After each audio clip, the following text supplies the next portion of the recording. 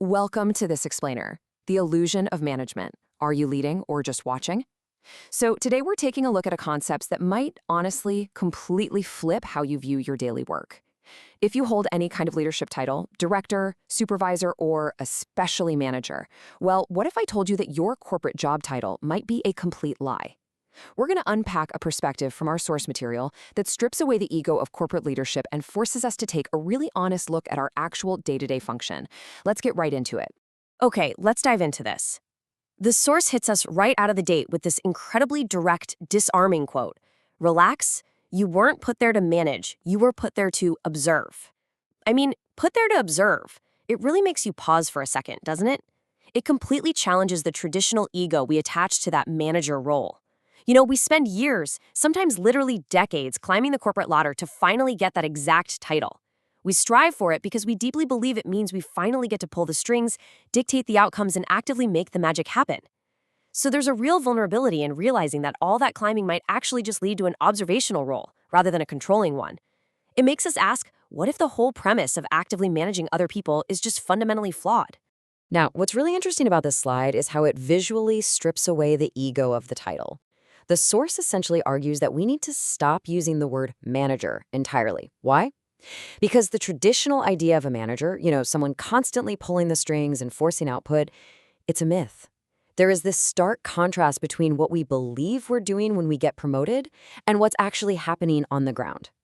According to the text, you cannot actually manage anything in the way you probably think you do.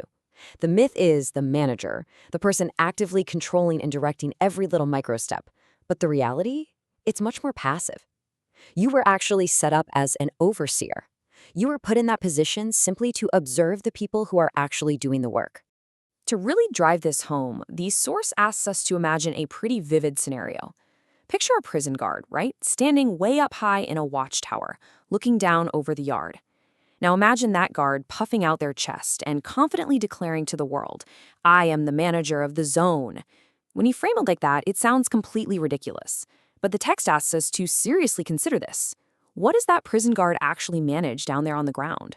Are they managing the conversations, the trades, the daily routines of the people walking around the yard? Well, the answer, of course, is nothing at all. The guard doesn't control the daily operations, the routines, or any of those micro interactions happening down in the yard. They're literally just watching. They only take action, or in this extreme analogy, they only shoot if someone commits an absolute extreme boundary violation, like trying to run over the fence. That is the only time their so-called management actually kicks in. And, if we think about it, this translates directly to the corporate world in theory. In both environments, direct, forceful intervention usually only happens when the system completely breaks down or someone crosses a major red line.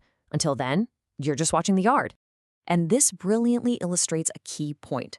The prison zone is actually governed by other laws. It has its own complex internal social dynamics and rules that operate entirely independently of that person up in the watchtower. And the exact same thing is true for your corporate team. Your team has its own internal dynamics, its own unique workflow, its own unspoken rules. Just think about how a team actually governs itself on a random Tuesday afternoon. There's peer pressure, there are informal hierarchies, there are unspoken agreements about, who handles the tedious tasks and who speaks up on the client calls.